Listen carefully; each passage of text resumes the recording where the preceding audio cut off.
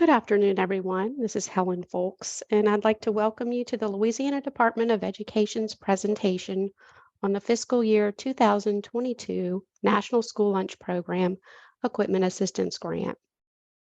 The purpose of today's training is to provide you with a brief overview of the USDA grant memos, the types of equipment that will be eligible for grant funding, an overview of sponsors eligible to apply for grant funds, information about the grant application process from starting from the application all the way to state agency audit, a timeline of due dates, post-award obligations and reporting requirements, and finally resources for eligible sponsors.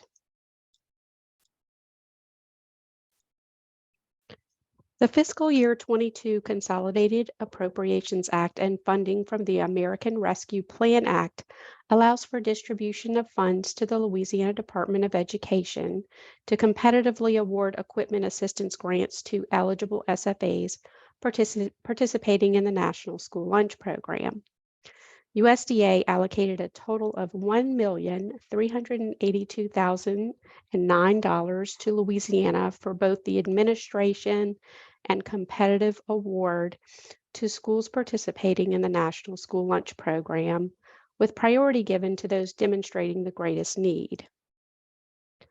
The purpose of the 22 NSLP equipment grant is to improve the ability of SFAs to provide healthier meals, support scratch cooking, improve food safety, store fresh food, upgrade equipment, and help support the establishment, maintenance, and/or the expansion of the school breakfast program.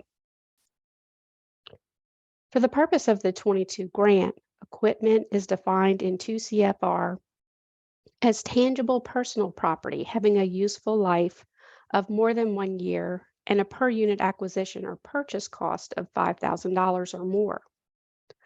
Although Congress has specified that the threshold for the purchase of equipment cannot be lower than $1,000 for the 2022 NSLP equipment grant, we are urging SFAs to identify equipment that will make the greatest impact on school food service operation based on the goals described in the grant. And typically these types of items have a cost that is greater than $5,000.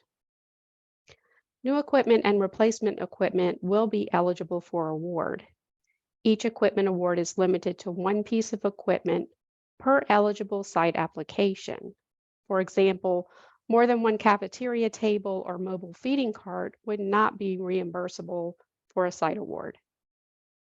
Keep in mind that the awarded equipment must remain at the site specified on the 22 NSLP equipment grant application. When scoring grant applications for award, the state agency must give priority to school food authorities with sites demonstrating the greatest need. Sites with higher free and reduced percentages will receive the greatest priority in scoring.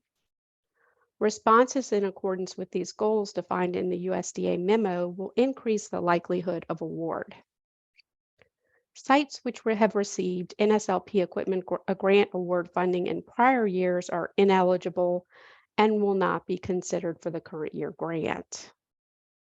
Now, keep in mind that every year the criteria does change. So just because those sites are not eligible this year does not necessarily mean that future grants will prevent you from applying for those sites.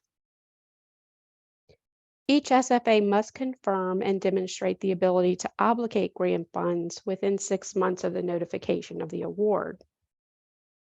Initial award notification will be sent by email to the superintendent and authorized representative, exactly as is listed in the CMP website.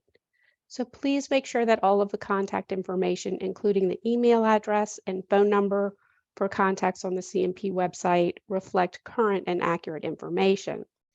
Otherwise, you may not receive the award notification and correspondence required to meet the deadlines for payment of award funding.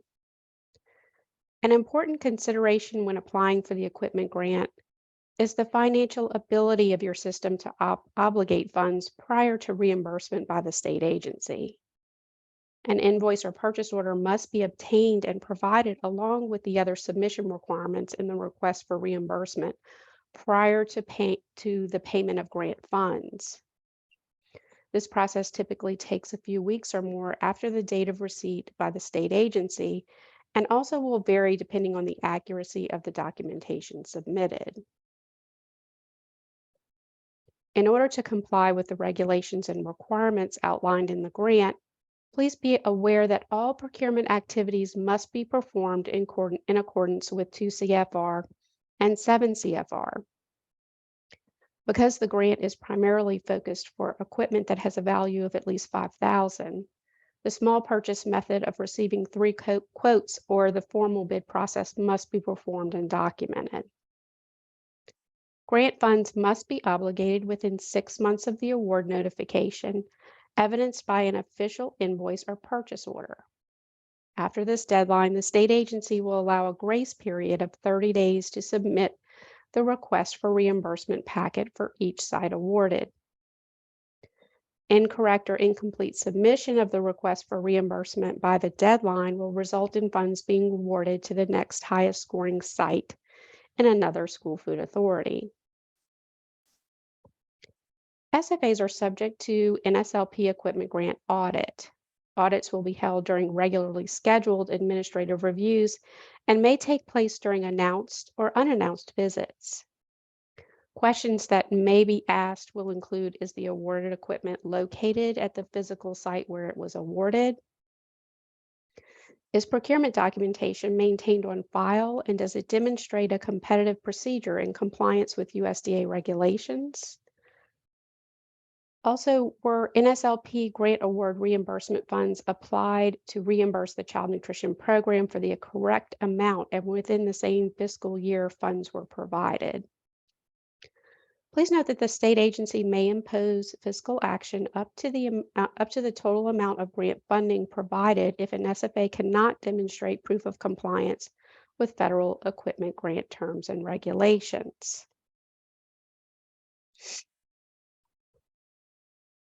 In terms of important dates, the equipment grant online application opens on December 1st, 2022, and will close on January 31st, 2023. So please make sure to pay special attention to these deadlines. I know that a lot of us have holidays coming up, but if you apply before you leave for the Christmas holidays, that's really best. Notification of awards will take place by February 24th, 2023. The award notification will include the amount of the grant and detailed instructions on how to request funding. SFAs must obligate funds by September 1st, 2023. Now remember, when we talk about obligating funds, that can be done through a purchase order, which you normally do through your business office, or you can provide an invoice to show that you have obligated funds. SFAs must submit a request for reimbursement by September 4th, 2023. Submission of the online 22 equipment grant application must be completed by January 1st, 2023. Instruction on how to apply for the equipment grant will follow this slide. The SFA name, site names, and associated data are used for example purposes only and will not reflect actual information. So in order to complete and submit online site applications for the equipment grant, you'll want to start off by logging into the CMP website. On the left green sidebar, you'll click on Equipment Grants, which will allow drop-down of grant applications by year. Next, you'll click on the 2022 Application tab. When opening the application site, only eligible sites should appear in the new application screen. The green bar at the top illustrates that new applications are currently being accepted. You are allowed 3 requests for each site that appears. Request 1 should be the equipment of greatest need because this request will be prioritized first for award purposes across SFAs and sites. Click Create to open the Request 1 application. You will not be able to submit a request to application until the request 1 is successfully submitted. Note that if you start on an application and save it but have not successfully submitted the application, the corresponding site's request 1 will indicate open and it will show saved, not submitted, as listed here on this slide for Angelica High School. After clicking Create, the online application will pop up. Hover your cursor over the red question mark next to each question for instructions on completing that section. Remember to click the Save button as you work through the application so that you don't lose any of the work that you've completed. Clicking the Save button will serve also to alert you to errors or incomplete information in the application, and it will save the information entered as you go through the application form. Now, as we go through this, it may look like a long process, but really it's just one single page that you'll need to fill out, and it's very quick and easy. Questions 1, 3, and 5, including the sponsor name, site name, and application request number, will automatically populate into the online application. Questions 6, 7, and 8 will also automatically populate. These numbers include enrollment, the percentage free and reduced eligible students, or site level ISP times 1.6, as well for those CEP sites, and as well as the school's average daily lunch participation. While those questions autofill, questions 2 and 4 must be answered. These questions are related to whether or not your SFA has received an equipment grant in the past, or if this site has received, if past years you have received an equipment grant at that site. If your SFA did receive an equipment grant in the past, but the site has not received award funding, that site is still eligible for the award. The question regarding whether your SFA received a grant in the past helps with tie-break scoring. Preference will be given to those SFAs that have not received a grant in the past if more than one SFA site application is scored the same as a result of the applications. Question 9 is the name of the equipment item you would like to purchase for award. Question 10 is the name of the equipment item that will be replaced, the age of the equipment to be replaced, and the inventory tag number if applicable. Question 11 is the cost of the equipment to be purchased. Please fill in answers for these 3 questions, and remember that if you receive an award for this site for this piece of equipment, you cannot change your mind and then request a different piece of equipment in place of what you initially planned. Think ahead and talk to site managers before determining the optimal piece of equipment by site that you would like to apply for.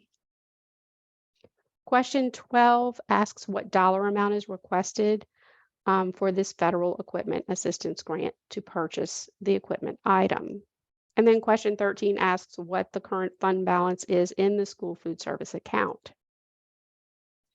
Question 14 requests the percentage of matching funds that are going to be expended by the school or school system for the equipment request for award. For example, if general funds will support 50% of the cost of the equipment requested and CMP funds will cover the other 50%, you would click on 40 to 59%. Question 15 allows you to choose the focus area for the purchase of equipment. You may choose one focus area, several focus areas, or choose all of them. Question 16 requests a description of the intended use of the equipment to be purchased, including how each focus area will be supported by the purchase of the equipment requested.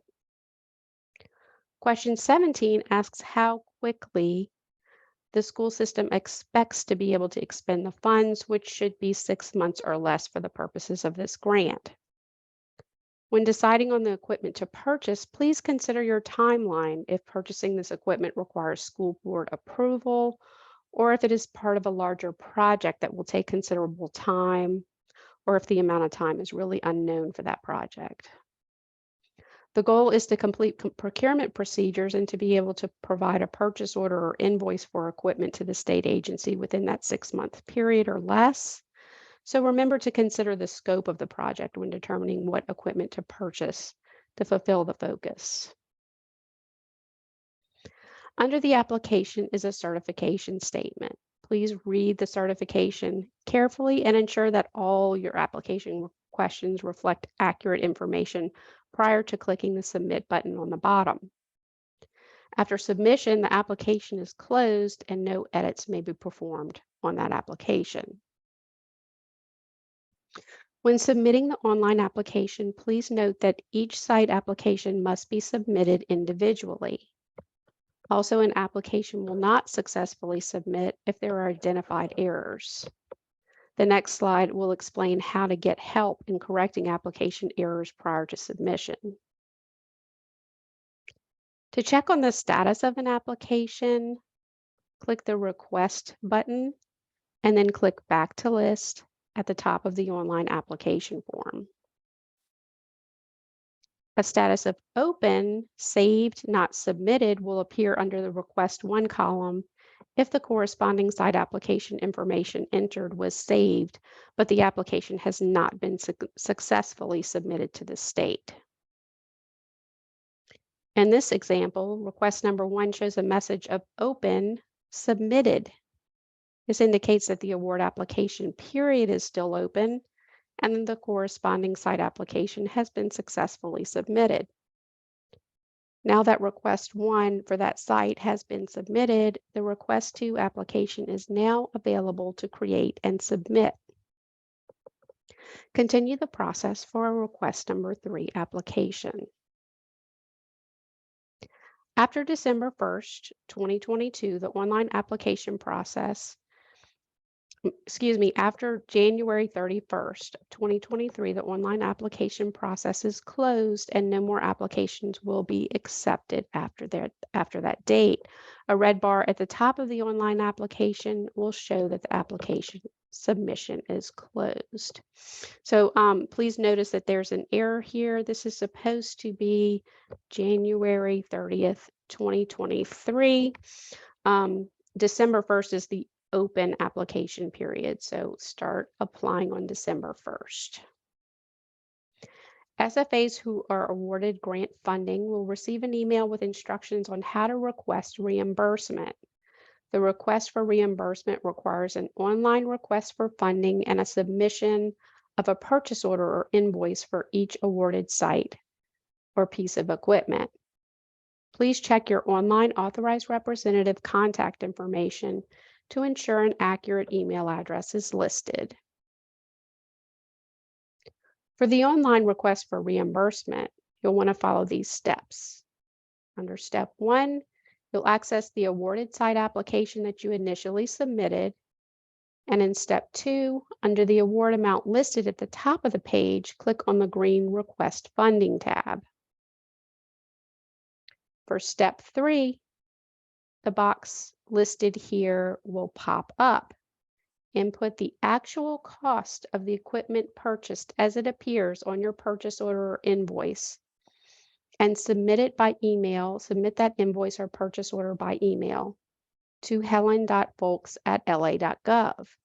Note that the award amount automatically populates into the appropriate box. For step 4, after entering the actual price of the equipment, which in this example is $5,400, click the Request button. Next, click the Close button. For step 5, after clicking Request, a heading like the one below will appear. The lesser amount will autofill as the eligible amount, whether it be the actual cost of the equipment entered from the invoice or purchase order, or the award amount.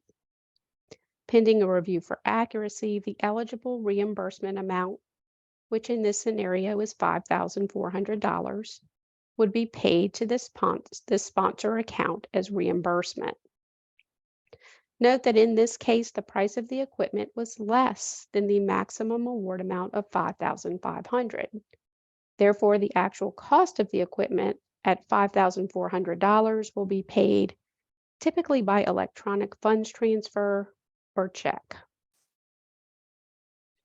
Payment is made by appropriation control after state agency review and approval of the full request for reimbursement packet submission.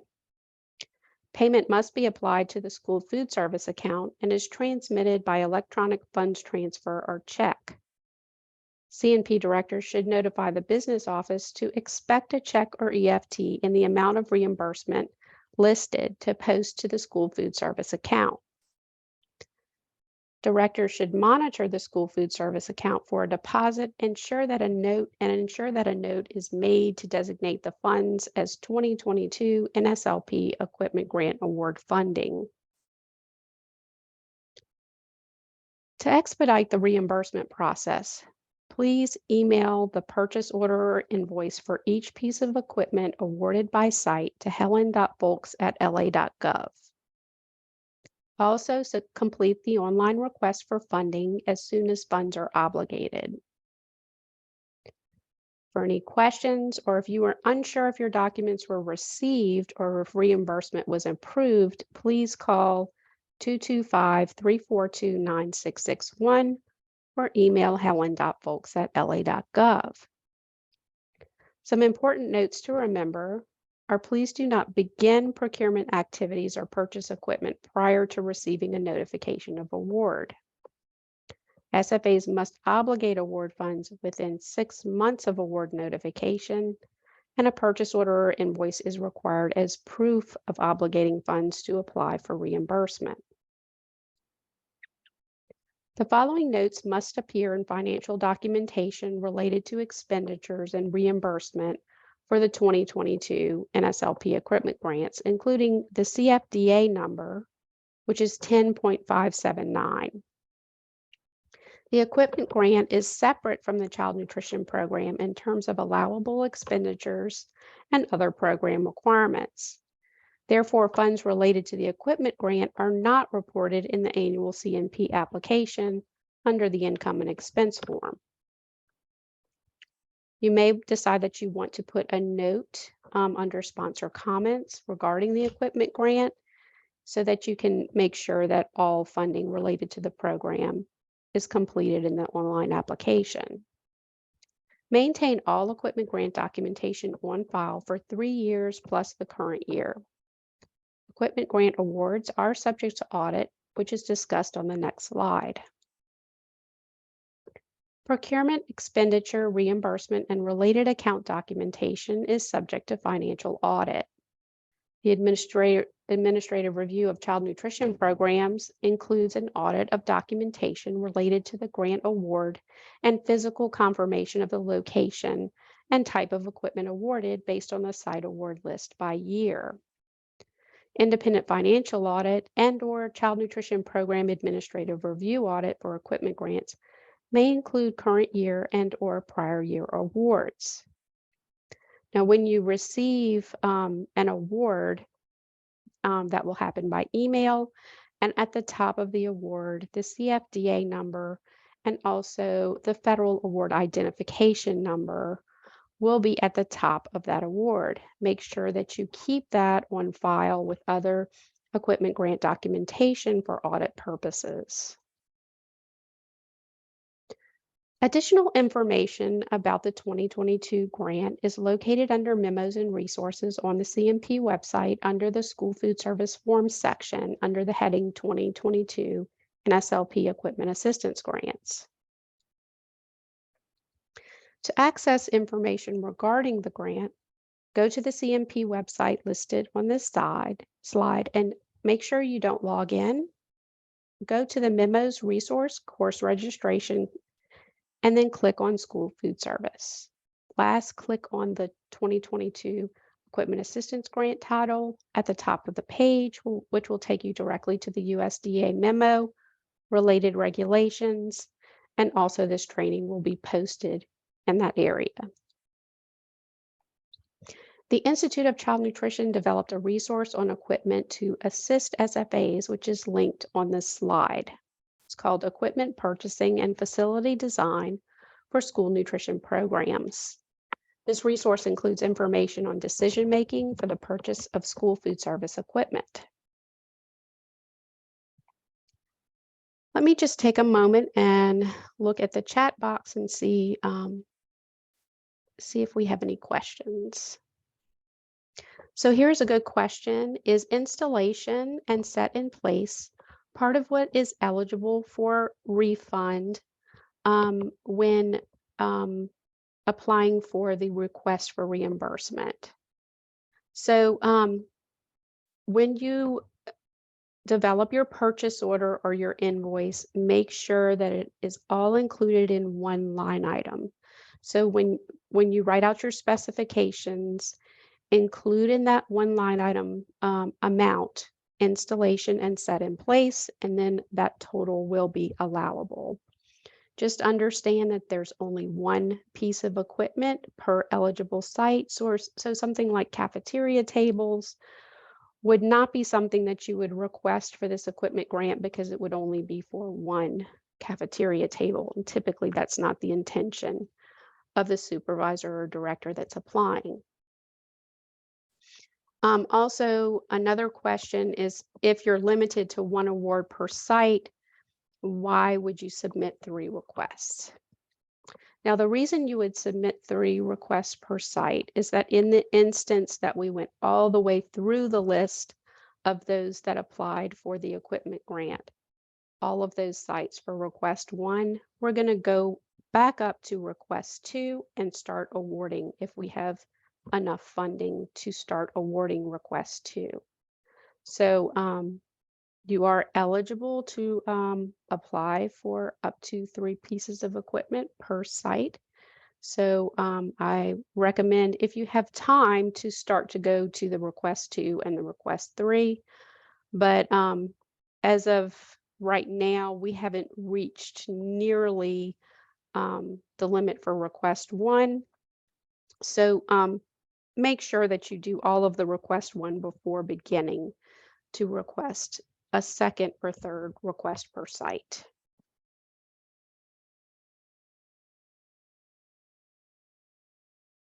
Okay, any other questions?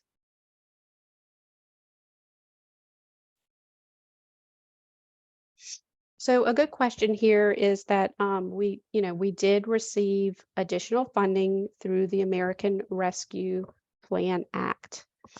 And the question here is this additional funding being used for larger awards or for more awards? And the answer to that question is that each application and each piece of equipment is eligible for up to $24,000 per award. So that amount per piece of equipment and per site is not going to increase. But what it will mean is that more sites will be awarded based on that additional funding that we were provided. So if you have not been eligible, if you did not score high enough for an award in the past, please move forward with applying this year because the chances are quite a bit higher that you will receive an award. We have extra funding, and there's also a lot of sites that have received an equipment grant in the past that will not be eligible this year. So take a look at those site applications and make sure to apply for your eligible sites.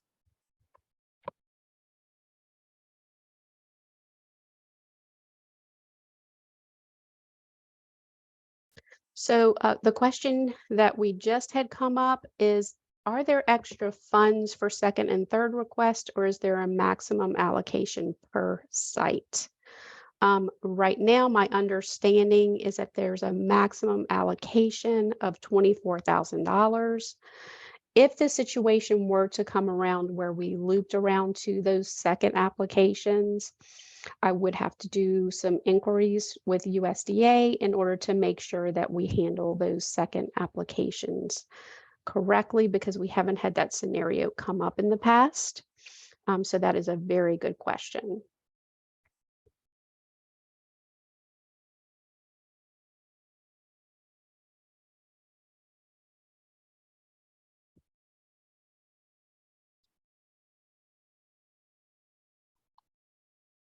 So please remember, when you're, oops, excuse me.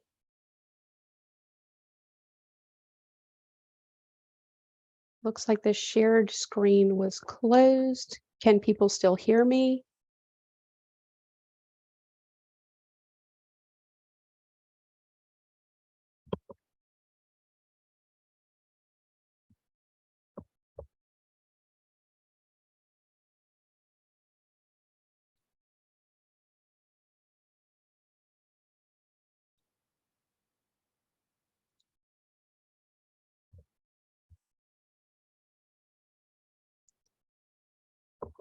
Okay, so I'm hoping that everyone can still hear me.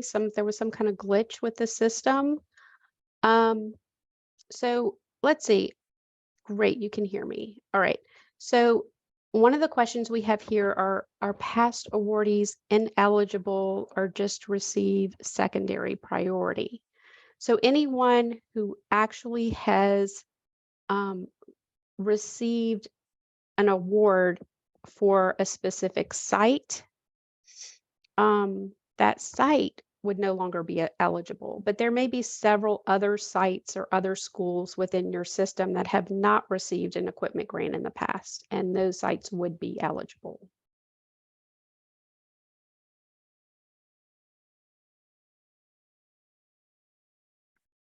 So when I had that glitch, one of the things that I was saying is please, try to make sure that you look at equipment that is on the higher end of expenditure, up to $24,000.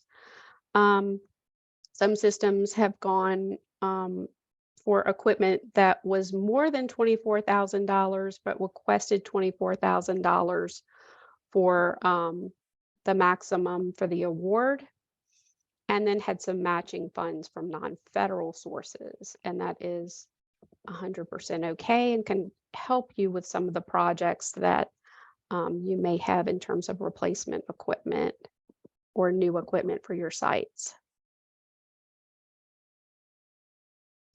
Now, one question is there a timeline that schools can become eligible again? Now, as of right now, we are still going off of, if you've received an equipment grant at that site in the past, you're no longer eligible, but there may come a time, like I said before, when the new memos come out, we have new criteria based on the source of funding that's provided. This year we had the Consolidated Appropriations Act and the American Recovery Plan Act. So we had two different sources of funding. The criteria can change from year to year. So that may be something that changes in the next equipment grant that we receive. So, just please continue to participate in trainings and take a look at the memos because criteria will change.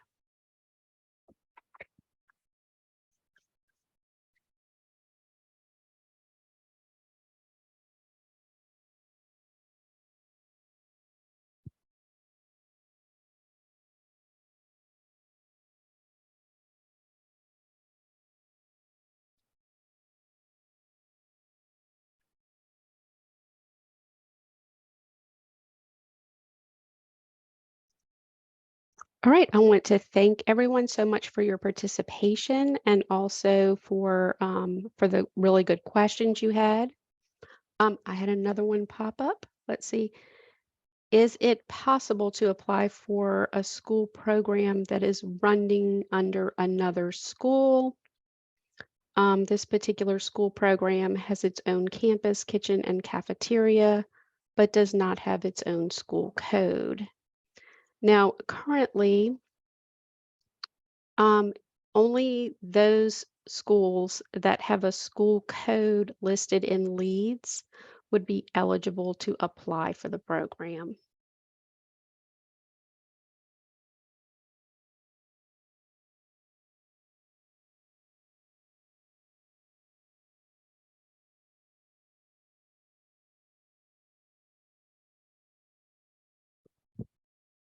Okay, again, I'd like to thank everyone again for your time and attention.